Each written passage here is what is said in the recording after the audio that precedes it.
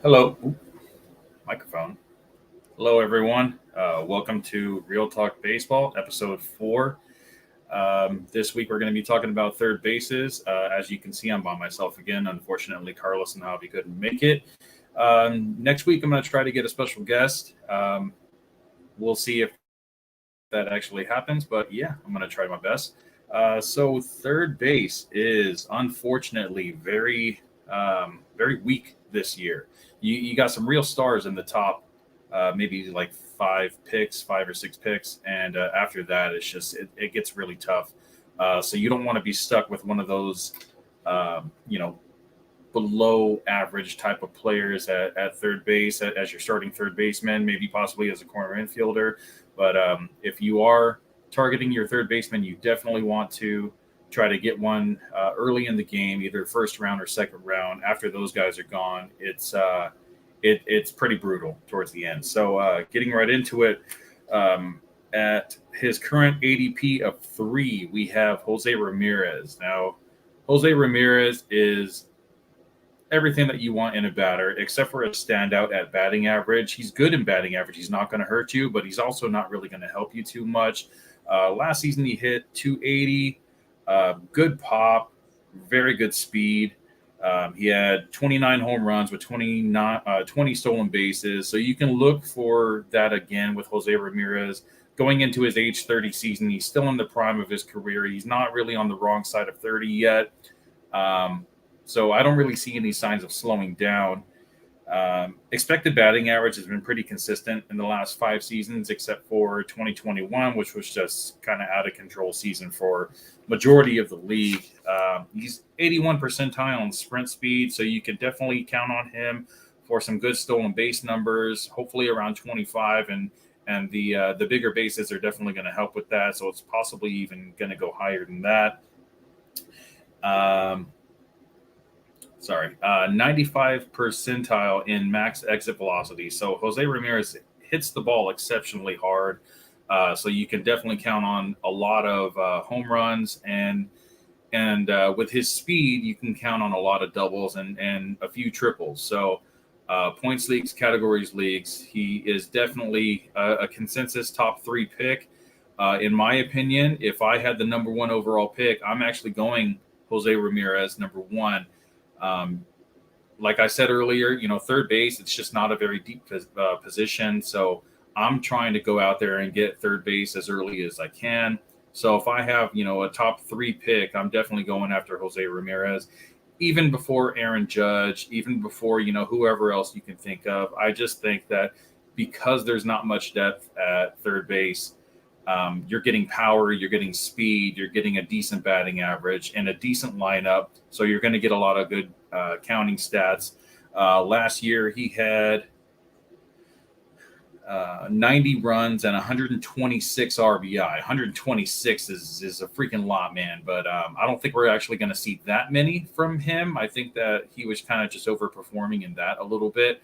Um, so look for him to at least get to 80 runs with about 120 RBI. I'd say maybe a little bit less than that, but you can count on the power. You can count on the speed.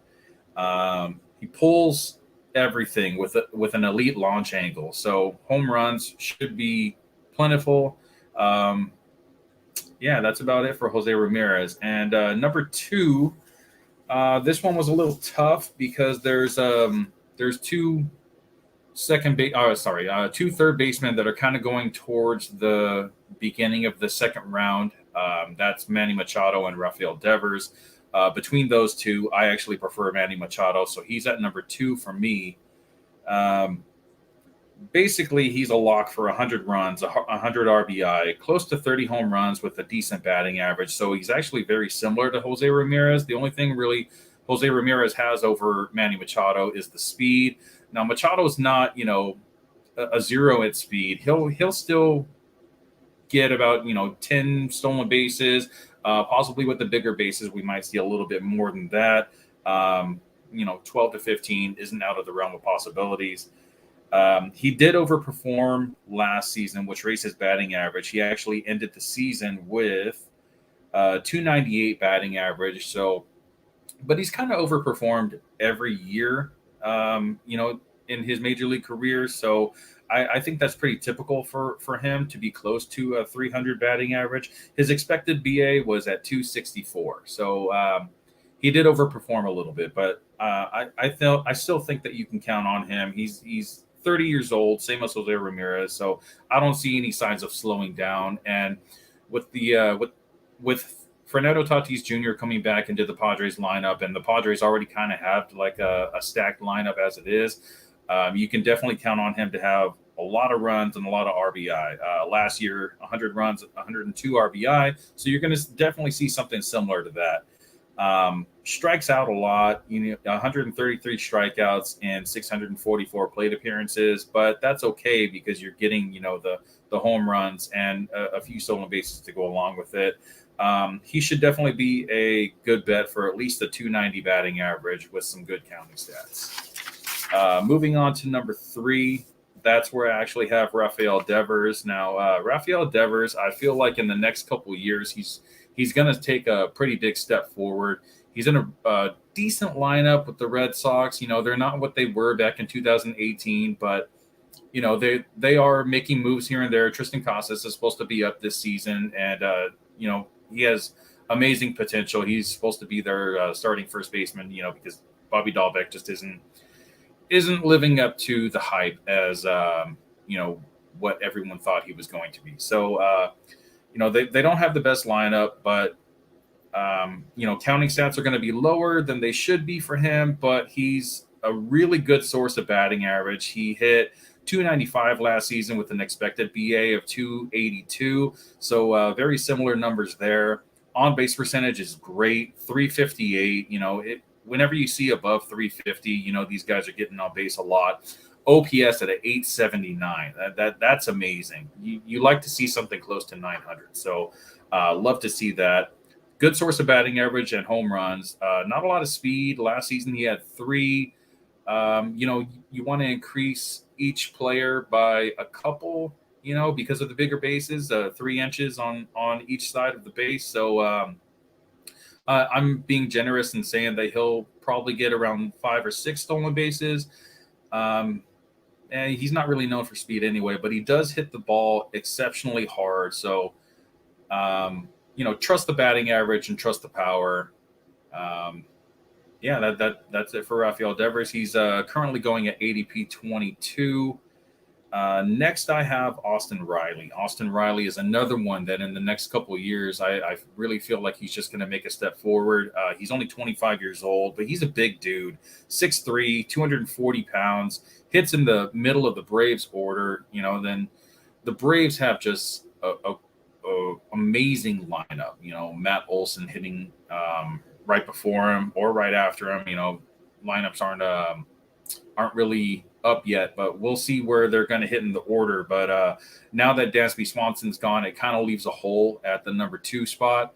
We're thinking Ozzy Albies is probably going to be back in the number 2 spot since he missed the majority of the season last year. So that means that Riley is probably going to hit either 3 or 4. So that's good chances of runs and RBI for him. He had 38 home runs last season with 90 runs and 93 RBI.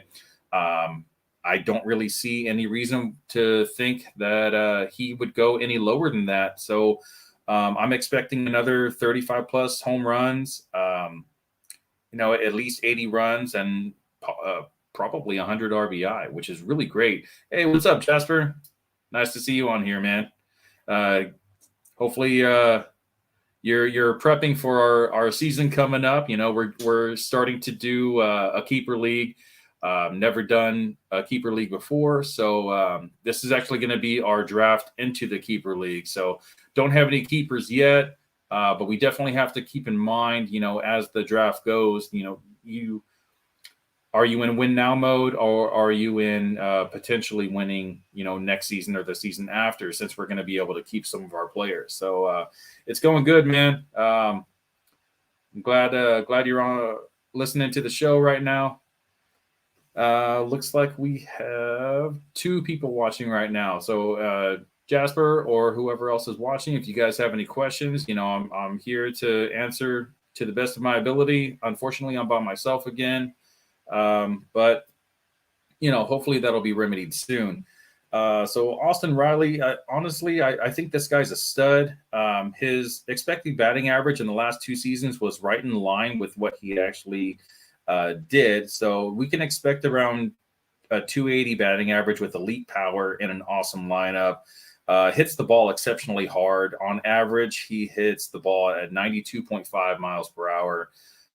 Anything above 90 is just amazing. So 100 runs, 100 RBI is probably what we're going to see from him. And honestly, I don't think we've seen Riley's true ceiling yet. I think that, 25 years old, I always talk about man strength coming around 27, 28 years old. So this guy in a keeper league, dynasty league, like I was just talking about, that honestly, this is one of the guys that I'm targeting. But because of our draft, we have an auction draft. It's going to be, he's going to go for a lot of money.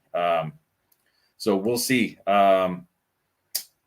Honestly, in my opinion, I think that when we actually see the true potential of Austin Riley, I think that he could potentially be an MVP candidate.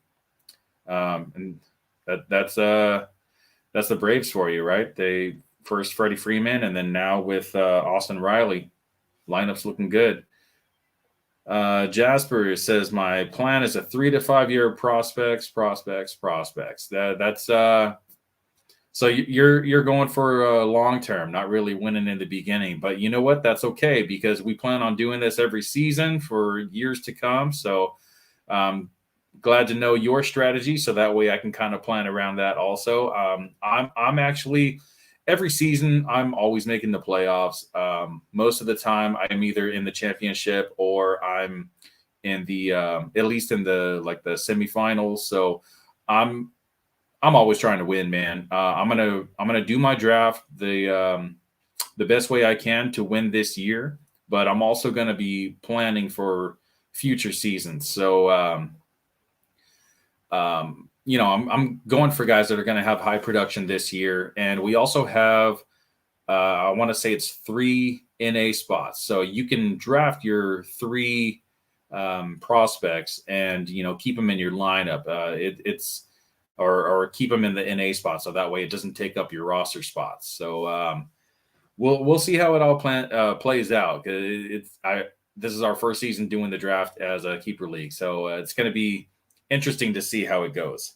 All right, so that was Austin Riley, currently at ADP 23, and Rafael Devers at 22. So actually, they're going back to back. Either one of those guys, I really think that you can't go wrong with one of those as your starting third baseman. All right, number 5. I actually have number 5. I have Nolan Arenado. Now, Nolan Arenado is a little bit lower on the general consensus on the ADP than what my personal ranking is. I know he's 31 years old, but honestly, man, this guy's track record, it's just amazing. The first season that he was with the Cardinals after he got traded from the Rockies, he was a little rocky, no pun intended, actually a little pun intended. But I can really see Arenado just kind of continuing what he's been doing for the past few seasons. He overperformed his expected stats his whole career. I don't see any reason to think otherwise for 2023. Now, I was very skeptical when he first joined the Cardinals because of the Colorado effect. I really felt like his batting average was going to go down. Home runs were going to go down. But last year he hit 30 home runs, underperformed a little bit in the runs category, but I feel like the Cardinals have a really good lineup. Had 73 runs that last year. I'm actually projecting about 85 for next season. So hopefully we can see a little bit more production from him, but the RBIs were out of control. He had 103. So he's a pretty safe lock for at least 100 RBI. Walks a pretty good amount, 52 walks last year, 72 strikeouts. This guy does not strike out a lot. 11.6 K percentage is just amazing. Always look for those guys, especially in points leagues that don't strike out that much. You want to be under about 15%. The lower, the better. He doesn't really hit the ball exceptionally hard. His average exit velocity was 88.7, but even though he doesn't hit the ball that hard, he pulls the ball extremely to the left side. And, you know, the venue that he plays in, that's actually how he was able to get his 30 home runs last year. You know, in Colorado, he could really hit it to anywhere in the field. And a lot of times it would just go out, which is, you know, what Colorado is known for. But because he pulls it so hard to the left field, and his launch angle is at a 21.7 degree. I believe MLB average is about like 17. So he puts the ball in the air a lot, which is probably why his expected batting average is kind of low, because he puts it on the ball in the air so often. You know, but I'm okay with that because that just means more runs. And, you know, the more times you put the ball in the air, there's more RBI chances as well. So, if, you know, runners on second base have an opportunity to get over to third. You're always trying to bump the runner over. And if there's a runner on third, then, you know, more than likely it's not going to affect his batting average because he's going to get that sacrifice fly. So next up, I'm a little bit lower on this next guy that's coming up. So in ADP, we have Bobby Witt Jr. at 21. So Austin Riley is at 24. Nolan Arenado is at 31. I actually have Bobby Witt behind both of those guys. And I don't really think that he's going to be any better or worse than he was last season. Counting stats were good. 20 home runs, 82 runs, 80 RBI. But the real standout right here is the stolen bases at 30. I don't think that stolen bases are going to be as scarce as they were in previous seasons because of the size of the base, you know, going from the 15 inches to the 18 inches. There's a little bit less distance between first and second base, second and third base. So a lot of these guys are going to be stealing a lot more often, or maybe not stealing often, but are going to be caught less often. So we're going to see, you know, stolen bases from guys that you don't really think that they would come from, or, you know, the guys that were getting 10 to 12 last year are probably going to be closer to 15 to 20. So I don't really see stolen bases as a category where I'm like desperately trying to find it like I have been in previous years. What's up, Meet the Mets? Thanks for joining in on the show. His expected batting average and expected slug were right in line with his actual numbers. So 254 batting average and 428 slug. You kind of want to see a little bit more than that, but you know, this guy's only 22 years old. Dynasty league and keeper league, like we're talking about, this is definitely one that you want to target. It's going to be a little hard because he's going so high in drafts right now at number 4 overall in the third base position. So let's see what Jasper says. I think bigger bases are going to be injury hazards. Okay. Haven't heard that one before. Let us know why you think that, Jasper. One of the reasons why they expanded the bases is because they want to decrease injuries. So the first baseman is going to be a little bit farther away from the base runner when he's running from home to first. So these guys are probably not going to get stepped on as often as they were in the past. Or maybe even Max Muncy, the way that he ended his 2021 season, where he hyperextended his elbow because he reached out for a ball that was thrown from third, and the runner kind of just ran into him and jammed his elbow. So I don't know. I personally think that stolen bases are going to be increasing. I think that the injuries are going to be less, at least at first base. Who knows what's going to happen at second, since there's going to be a lot more stolen bases. Maybe what Jasper's thinking is more hamstring injuries, more leg injuries in general, more chances to get stepped on, you know, at second base, you know, with throws and whatever it may be. So Fantasy Pros has Bobby Witt at the number 3 third base off the board. I guess I'm not as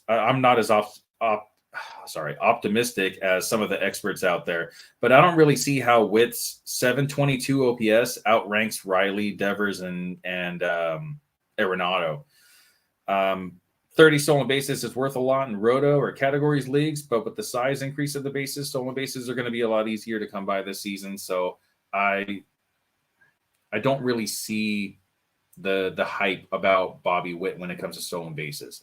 If he can get that strikeout number down, he's at a 21.4% strikeout rate. Let's get that below 20. But there's lots of room for improvement. He's a young kid with lots of potential. So it's exciting to see what he's going to do in the future. Royals don't really have the best lineup in baseball, so runs and RBI are going to be a little harder to come by for Bobby Witt. All right, going on to number 7. I believe I am right in consensus with this one. Let's see. So Fantasy Pros has Alex Bregman at the number 7, third baseman overall. I am right in line right there. I have him at the number 7 also. Alex Bregman has been in the league for so long, and he's been on an amazing team that everyone kind of thinks he's a little bit older than he is. I thought he was older than he actually is. I was thinking this guy was 30, heading into his age 31 season. He's actually going into his age 28 season. So I really think that Alex Bregman's in the prime of his career. I don't think that he's going to have any issues with underperforming or hitting in the middle of the Astros lineup. There's going to be room for lots of counting stats. He's another guy that kind of hits similar to Arenado, where they don't really hit the ball that hard, but because they pull the ball so much that they get a decent amount of home runs. Last year, Alex Bregman had 23 home runs, 93 runs scored, and 93 RBI. Those are amazing counting stats. So you can definitely look for Alex Bregman to replicate his 2022 season. This guy doesn't really get injured too often. He walks a lot. He actually walks a lot more than he strikes out. He had 87 walks with only 77 strikeouts last season. That's the guy that you want to kind of target in a points league versus a categories league, because he only hits 20 to 25 home runs. Really good counting stats. You could probably count on at least 90, but no stolen bases. So categories leagues, he's going to help you in the runs and runs and RBI categories, but he's more of like a 2 category guy. Can't really count on him too much anywhere else. He hit 259 last year with an expected of 257. OPS was good at 820. That's another reason why I think Bobby Witt is a little bit lower on my rankings, just because at the end of last season, Bobby Witt's OPS was at 722. And if this guy's number 4 overall at the third base position at a 722 OPS, I mean, I really don't understand where that's coming from. So moving on, number 8 is actually my bounce back candidate, and I am exceptionally high on this guy, more than I think anyone else is. I just think that Max Muncy is going to be back to his old normal self. Now, currently, Max Muncy is way down here at ADP 126, and he's the 9th overall third baseman going off the board. I guess I'm not too low on him because I have him at number 8. 32 years old. Last season, he underperformed a lot. He had a batting average of 196 with a expected batting average of 208. Very, very bad. Slug was 384. Exit velocity was actually good, 90.3. It's pretty similar to his whole career. Let's see what Jasper said. My thought was sliding into one earlier than normal. So jamming your fingers. Yeah, I guess I could see that, because it is a 6-inch difference between first base and second base. Is it 6? I think it's 5.5, something like that. But yeah, that's highly possible. I feel like spring training is going to be a good adjustment period for these guys to kind of like feel it out, especially the guys that steal a lot of bases. We'll see, man. It's definitely highly possible. I definitely rather see a guy with a jam finger and be out, 1 or 2 days, versus a guy that gets a leg injury that's out for 4 to 6 weeks. So highly possible. That's actually a pretty good analysis. I haven't thought of that one. So going back to Max Muncy, Muncy was severely injured at the end of the 2021 season with really bad damage to his UCL.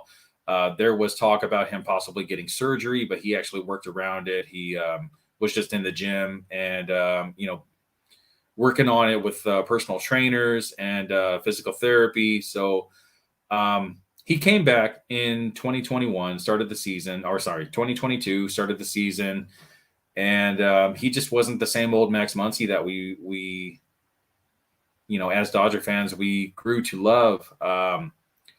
It was really hard for him. He came back as a DH, and he also played a lot of third base, but the bat just wasn't there.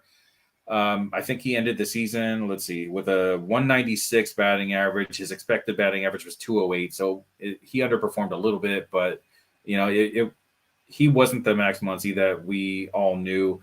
On base percentage was actually really good compared to his batting average. 329 OBP compared to his 196 batting average. He walks a ton, 90 walks last year, and I want to say Max Muncy is actually one of the best at plate discipline in the league. 90 walks. That's kind of unheard of. 141 strikeouts. So that it's not that bad. I mean, it is really bad. 141 strikeouts and 565 plate appearances. His K rate was at 25, but that's a little more than what we're used to from Max Muncy. Usually he's closer to about 20, 21, which is still kind of high, but this guy's going at a current ADP of 133. If I see this guy, what is that? 133 divided by 12, because most teams are 12. Let's say close to like the 10th round, 10th, 11th round. I'm definitely grabbing Max Muncy. He's eligible at second base and third base. Both of those positions are kind of a drag this year.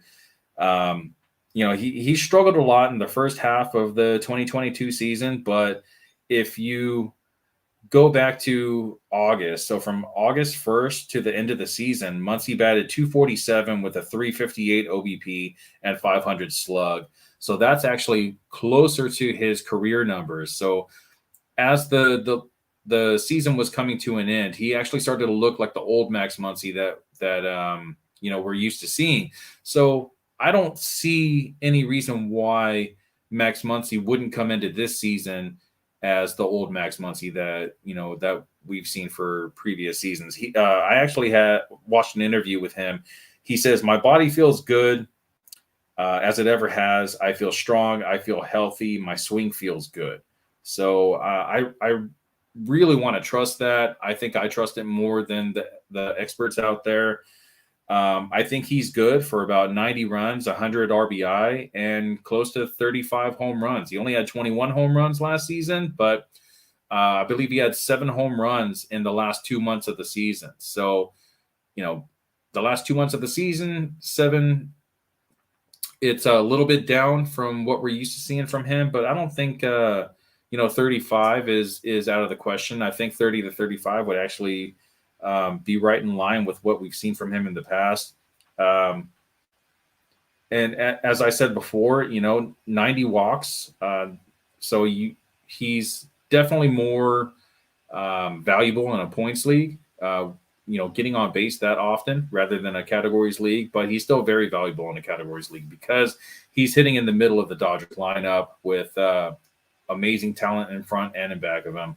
So I'm definitely high on Max Muncy, and I have him as my bounce back candidate this year. Moving on to number 9, we have the rookie Gunnar Henderson.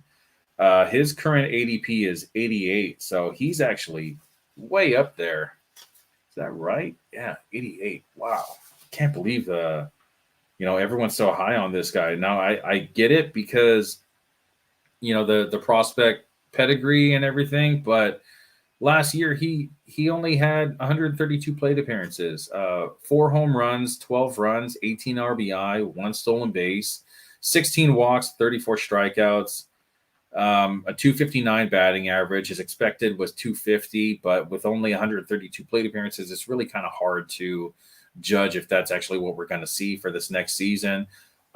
He's not in the best lineup, plays for the Orioles, but he is a really big dude, 6'3", 220. So the potential's definitely there. I have his projections from MLB Pipeline, I believe it was. They're projecting 20 home runs with 70 runs and 75 stolen. 79 stolen bases. Yeah, right. 70 runs and 75 RBI. This guy strikes out a ton as well. He has a 25.8% strikeout rate. You definitely don't want to see that. I don't really see a lot of home run potential. I don't know where they're getting this 20 home runs projection for him. His launch angle is only at a 2, so he hits a lot of line drives, that are barely making it off the ground. Hits the ball on the ground a lot. Doesn't really hit the ball in the air too often. He is the number 1 prospect, so he's definitely going to be starting for the Orioles on opening day. He hits the ball to all fields, so that's probably going to be like the highlight of him in 2023. A decent amount of base hits because he can hit it, basically everywhere. He doesn't hit the ball in the air, so don't really count on him for too many counting stats. Since he does hit the ball to all fields, there's probably a lot of run potential. I don't really see a lot of RBI potential. Possibly he can get up to like 80 if everything goes right for him, but I really wouldn't expect it. So the only reason why Gunnar Henderson is actually at the number 9 spot for me is just because everyone going after him is just really bad, really crappy. I don't want to get stuck with Gunnar Henderson as my starting third baseman, or any of these guys actually that are after Max Muncy. Moving on to number 10, we have Matt Chapman. Now, this is a name that we haven't really talked about too much in the previous seasons because of the hip injury. And, the biggest thing of his career so far was moving over to Toronto.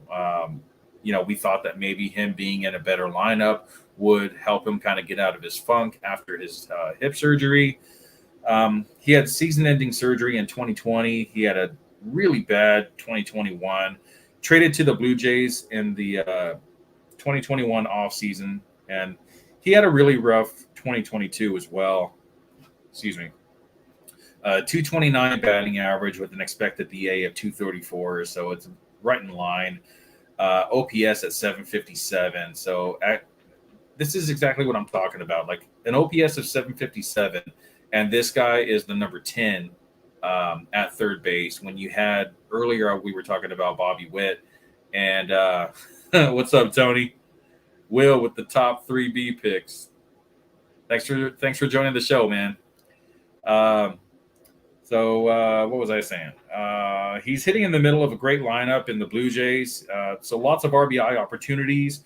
I think the biggest thing about Matt Chapman, which is why I have him at my number 10. So let me just say this real quick, that Matt Chapman and the next 2 guys on my list, which are Ty France, Jose Miranda, and we can actually add Eugenio Suarez to that, is Matt Chapman's a free agent after this season. And I'm a big believer that players that are coming up on free agency overperform very often. The first time that I saw that actually noticed it was Eric Hosmer. In when 2015, when the Royals won the World Series, Eric Hosmer just had this crazy season. I believe he got a 7-year deal with the Padres in the offseason after that. And, everyone thought that he was going to be starting first baseman for the Padres, hitting home runs and good batting average. But honestly, we saw him just kind of shit the bed, and he just wasn't the guy that everyone thought he was going to be. Even though he was in the Padres lineup, Padres actually weren't that good back then. He was barely fantasy relevant. I still don't see. That's first base. So we already talked about first base. We don't need to talk about him anymore. So Matt Chapman. So I was saying that he coming into free agency after this season. Tony says Hosmer was terrible. Yes, he was, and he still is, which is why the Padres let him go. He does have a lot of home run potential. Matt Chapman. Matt Chapman still does have a lot of home run potential. Hits the ball exceptionally hard. His average exit velocity is 92.2. Like I said, anything over 90 is really good. So we should see a decent amount of home runs from him. Last season, he hit 27 home runs, 83 runs scored, and 76 RBI. So I can see something very similar to that, especially hitting in a good lineup now that he's out of Oakland and he's in Toronto. Doesn't have a lot of speed, but he does walk a lot. Had 68 walks last season, but he struck out a ton. 170 strikeouts with a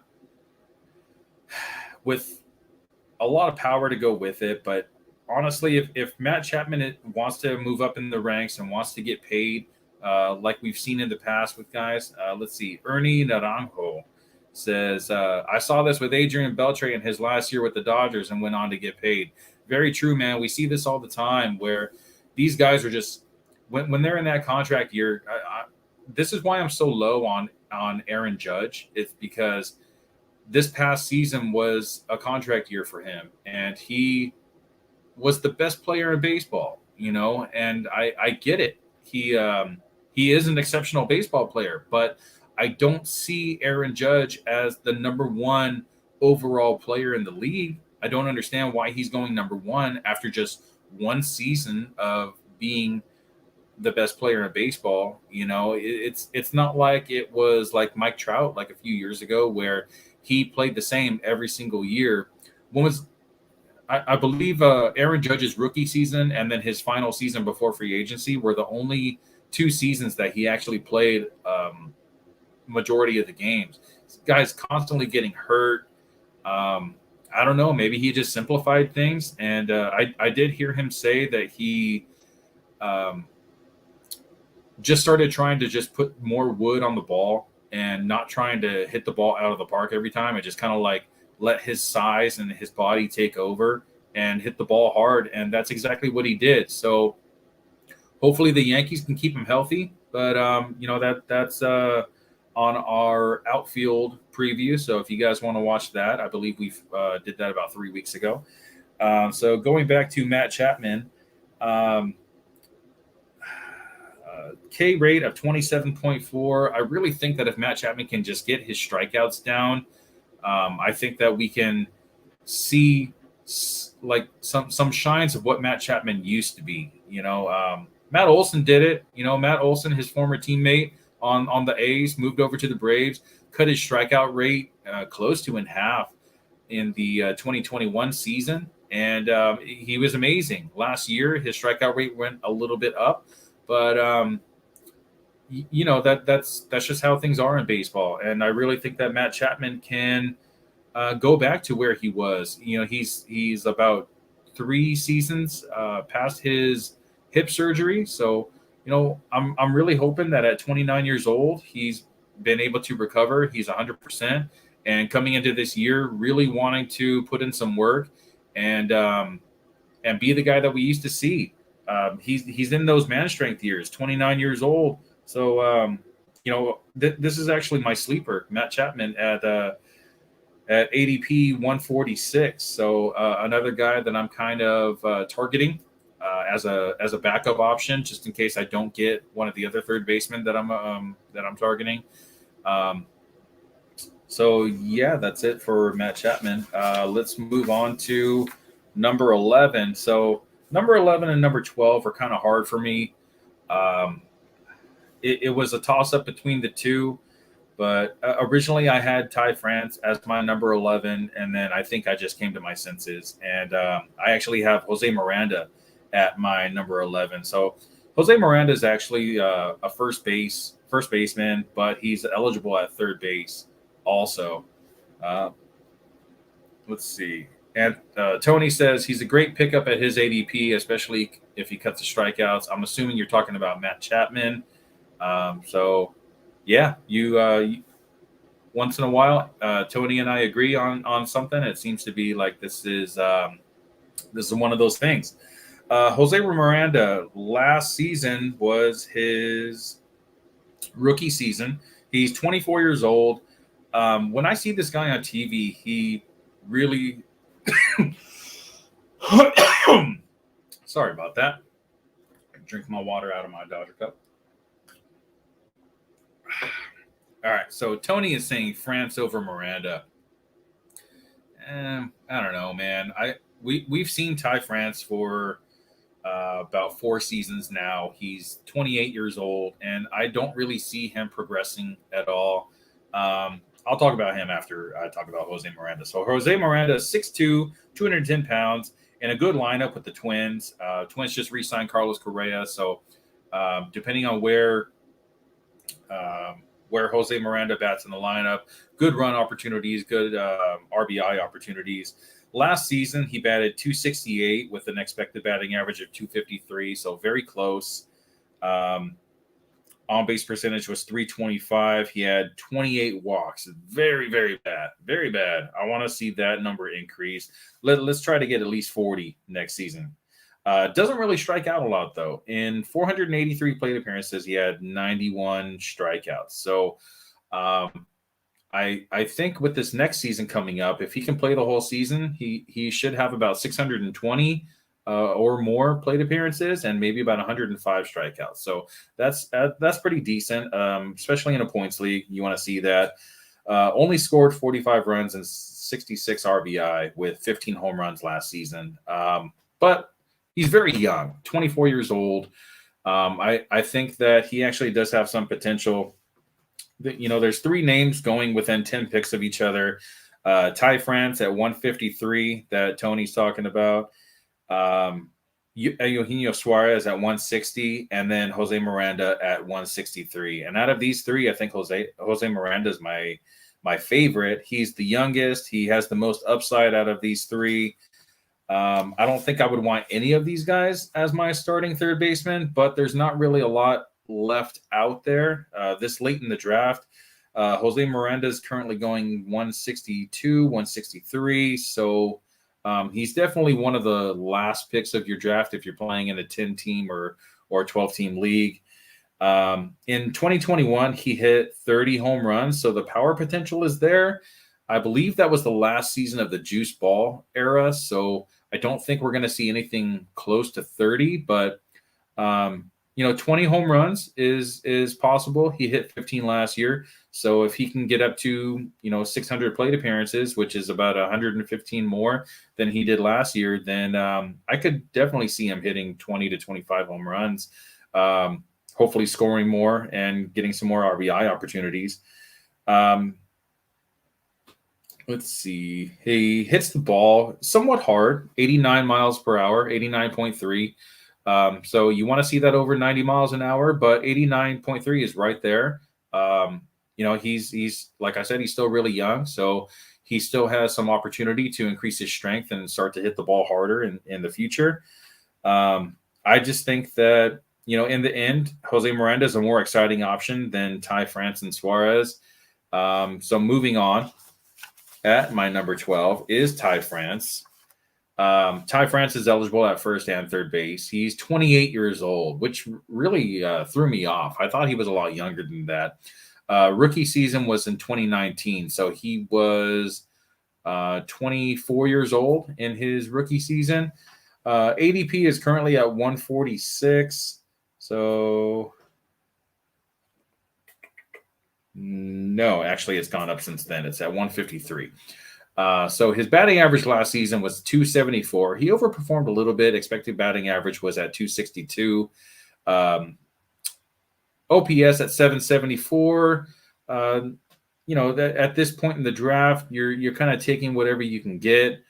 Hopefully, you're not without a third baseman at this point. But I think Ty France is a decent option if you need a corner infielder. Just hopefully he's not going to be your starting third baseman.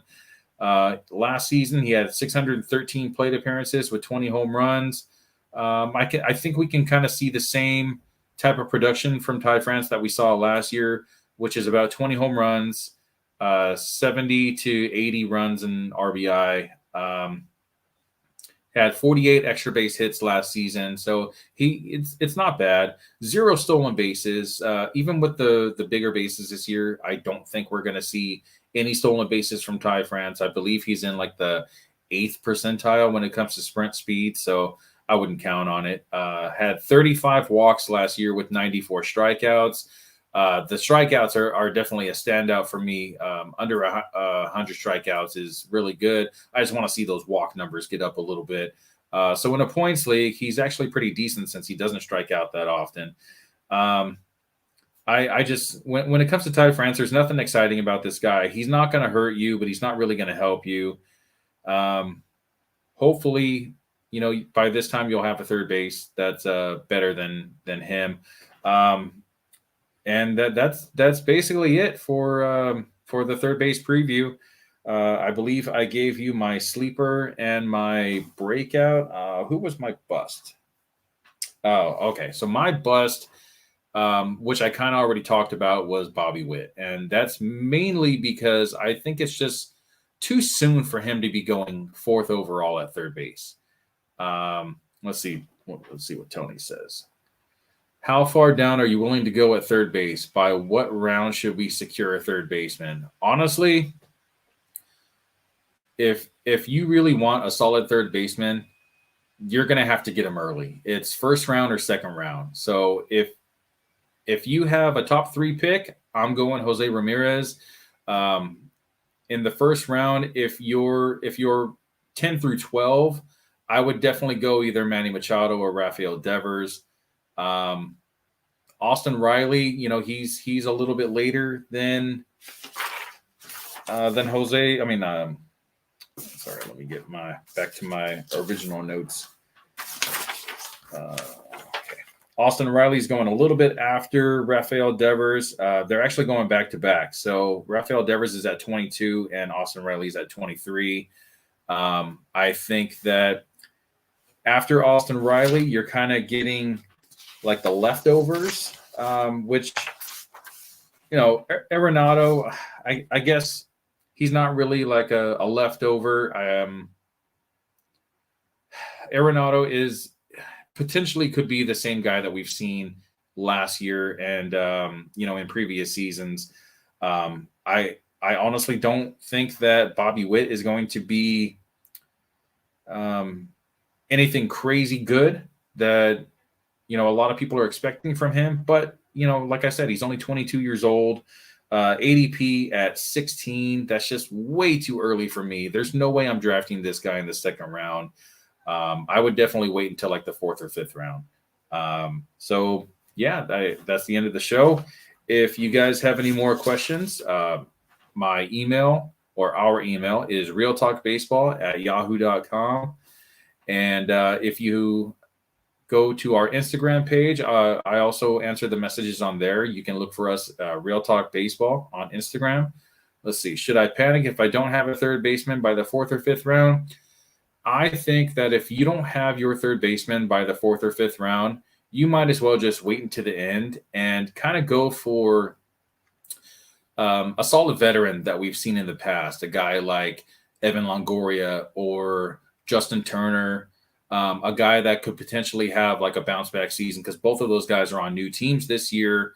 Evan Longoria, I believe he signed with the Padres. No, not with the Padres. I don't remember who he signed with, but either way, Evan Longoria, Justin Turner, don't get stuck with guys like Eugenio Suarez that really just has no high ceiling. His floor is extremely low. His ceiling is extremely low. I honestly think that if you can wait on third base, if you don't have one by the fourth or fifth round, go from one of those veterans, but also kind of pair him with a younger guy coming up. Go to top prospects. The 100 top prospects in baseball. Look what third basemen are potentially coming up, and pair him with one of those veterans that you can get in the later rounds. Thanks for joining the show. Thanks, Jasper. Thanks, Tony, for the comments. I appreciate you guys. And looks like we're at 50 minutes, so right under an hour, which is where I like to be. Next week, I'll be talking about shortstops. Hopefully, I'll have Carlos and Javi with me. If not, I'll be here. I'm going to try to make this more consistent thing, for us. I want to be here for the viewers and listeners. And like I said, if you have any questions, hit up our email or Instagram. This is Will Power signing out. Thank you, guys.